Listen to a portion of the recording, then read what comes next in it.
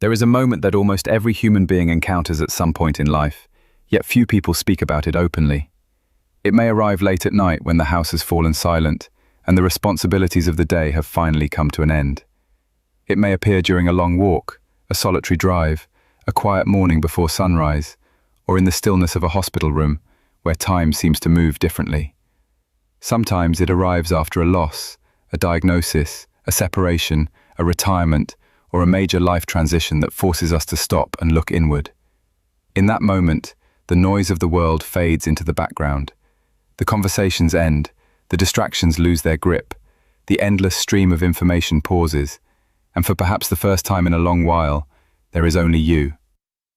For many people, this experience feels uncomfortable. There is an urge to reach for something, a phone, a television, a conversation, a task, or even a worry. We often fill every available space with activity because silence can feel unfamiliar. Yet beneath that discomfort lies a profound question. Why do we find it so difficult to be alone with ourselves? Why does the absence of external noise sometimes create such internal restlessness? And perhaps more importantly, what might happen if we stopped running from solitude and began exploring it with curiosity instead of fear? The truth is that solitude has been misunderstood for a very long time. In modern culture, being alone is often seen as something to avoid, something that signals failure, isolation, or loneliness. We are encouraged to stay connected, stay busy, stay entertained, and stay engaged at all times. Productivity is praised, constant stimulation is normal, silence has become rare. Yet throughout history, some of humanity's deepest insights, greatest works of creativity, and most profound spiritual discoveries emerged not from noise, but from solitude. There is something about stepping away from constant distraction that allows us to encounter ourselves more honestly and more deeply. One of the most important distinctions we can make is the difference between loneliness and solitude. Although they may appear similar from the outside, they are fundamentally different experiences. Loneliness is the pain of feeling disconnected. It is the ache that arises when we feel unseen, unsupported, or emotionally distant from others. Solitude, on the other hand, is the experience of being alone without feeling abandoned. It is the ability to be in one's own company without needing constant validation, distraction, or reassurance. Loneliness says, "Something is missing." Solitude quietly whispers, "Everything I need in this moment is already here." This distinction is important because many people spend years trying to avoid loneliness while accidentally avoiding solitude as well. They fill every moment with activity, conversation, entertainment, and obligations. They remain surrounded by people, yet rarely spend time understanding their own minds. It is entirely possible to feel lonely in a crowded room, just as it is possible to feel peaceful while sitting alone beneath a tree. The determining factor is not how many people are around us. The determining factor is the quality of our relationship with ourselves. If we are honest, most of us have never been taught how to be alone. We learn how to communicate with others. We learn how to perform at work. We learn how to meet expectations and fulfill responsibilities. Yet very few people teach us how to sit quietly with our own thoughts. Very few people teach us how to listen inwardly. As a result, when solitude finally appears, it can feel foreign and unsettling. We are suddenly confronted by thoughts we have ignored, emotions we have postponed, fears we have buried, and questions we have never fully explored. This is one reason many people fear solitude. It is not the silence itself that frightens us. It is what the silence reveals. When the distractions disappear, we begin to hear the conversation that has been taking place within us all along. We notice anxieties we have been carrying. We become aware of unresolved grief. Old memories surface. Regrets emerge, longing appears. The mind presents everything we have pushed aside while staying busy. At first, this can feel overwhelming. It may even seem easier to return to distraction than to remain present with what arises. Yet there is something remarkable about staying. There is something transformative about refusing to run away from our inner experience. When we stop avoiding ourselves, we often discover that many of the things we fear lose their power. A feeling that seemed unbearable becomes manageable. A painful memory begins to soften. A long-standing fear becomes less intimidating when examined in the light of awareness. The monsters that once lived in the shadows begin to dissolve when we finally turn toward them. This insight lies at the heart of many contemplative traditions, including Buddhism. One of the central teachings of mindfulness is that suffering often increases when we resist reality. The more we fight our thoughts, suppress our emotions, or avoid our experiences, the more trapped we become by them. Awareness offers a different path. Instead of running, we observe. Instead of suppressing, we acknowledge. Instead of judging, we become curious.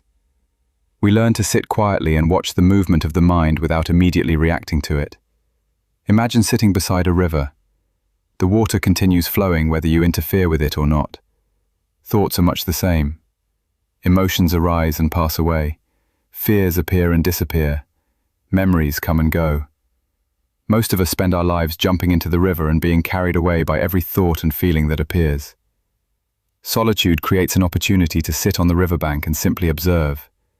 In doing so, we begin to realize that we are not every thought we think. We are not every fear we feel. We are not every story the mind tells. There is a deeper awareness beneath all of it, a quiet presence that remains even as experiences come and go. One of the greatest gifts of solitude is self-understanding. In everyday life, it is easy to become identified with roles and responsibilities. We become parents, partners, employees, caregivers, providers, or problem solvers. These roles are important, but they are not the entirety of who we are. Solitude gives us the space to ask deeper questions. Who am I beneath these identities? What truly matters to me? What values guide my life? What fears influence my decisions? What dreams have I neglected? What wounds still require healing? These questions cannot be answered through constant activity. They require stillness, patience, and honest reflection. Solitude also has a remarkable capacity to support emotional healing. Many emotional wounds persist not because they are too large to heal, but because they have never been given enough attention. Like a physical injury that is continually ignored, emotional pain often remains unresolved when we refuse to acknowledge it. In solitude, there is an opportunity to listen to ourselves with compassion. There is an opportunity to recognize sadness without becoming consumed by it, to acknowledge fear without being controlled by it, and to hold our own suffering with the same kindness we might offer a dear friend. This becomes especially important during periods of illness, grief, and uncertainty. Life has a way of stripping away distractions when we need them most. A serious illness often changes our perspective in unexpected ways. It reminds us that time is not guaranteed. It forces us to reconsider priorities. The concerns that once seemed urgent suddenly appear insignificant. Relationships become more meaningful. Small moments become precious. A simple sunrise, a gentle breeze, the sound of birds in the morning, or the comfort of a familiar voice can begin to feel extraordinary. Similarly, grief often introduces us to a form of solitude we never expected. The loss of someone we love creates an emptiness that no amount of activity can completely fill. Yet within that emptiness, there can also be wisdom. Grief teaches us about love. It teaches us about impermanence. It reveals the depth of our connections and the vulnerability that comes with caring deeply. While grief is painful, solitude allows us to sit with it gently and discover that healing is not about forgetting. It is about learning how to carry love and loss together. Aging presents another invitation into solitude. As we grow older, many of the identities we once relied upon begin to change. Careers end. Children build lives of their own. Physical abilities shift. The future becomes less predictable. Yet there can also be tremendous freedom in this stage of life. When we stop trying to become someone else, we gain an opportunity to simply be. Solitude teaches us that our worth has never depended on productivity, achievement, or external recognition. Our value exists independently of what we accomplish. Another powerful aspect of solitude is the clarity it provides. When life becomes noisy, our vision often becomes clouded. We react impulsively. We become overwhelmed by competing priorities. We lose touch with what truly matters. Solitude acts like a still lake that reflects reality more clearly. In moments of quiet reflection, solutions emerge. Decisions become easier. Insights arise naturally. We begin to see patterns in our behavior and understand the motivations behind our choices. What once seemed confusing often becomes surprisingly simple. Creativity also flourishes in solitude. Many of history's greatest artists, writers, philosophers, and innovators spent significant time alone. Creativity requires space. It requires moments when the mind is not constantly consuming information, but is instead allowed to wander, reflect, imagine, and connect ideas in new ways. Solitude creates fertile ground for these discoveries. It gives the mind permission to breathe. Perhaps most importantly, solitude cultivates resilience. It teaches us that we are capable of facing difficult emotions without being overwhelmed by them. It teaches us that uncertainty can be tolerated. It teaches us that peace is not dependent upon perfect circumstances. True resilience is not the absence of hardship. It is the ability to remain present and open-hearted in the midst of hardship. Solitude strengthens this capacity because it continually invites us to meet ourselves honestly. The good news is that healthy solitude does not require retreating from society or living on a mountaintop.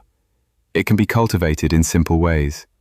A few minutes of mindful breathing in the morning, a walk without headphones, time spent sitting quietly in nature, journaling thoughts and emotions without judgment, turning off unnecessary notifications, creating small pockets of silence throughout the day.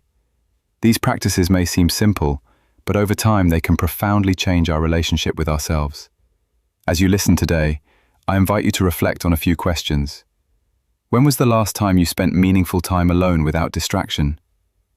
What emotions arise when silence appears?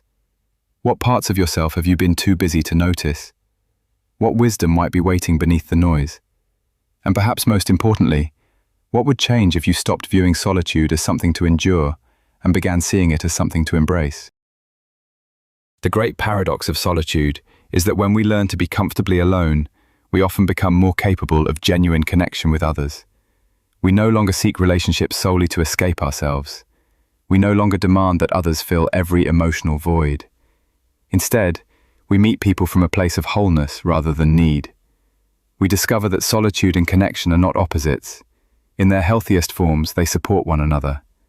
Perhaps this is why solitude has been treasured by sages, philosophers, artists, and contemplatives throughout the centuries.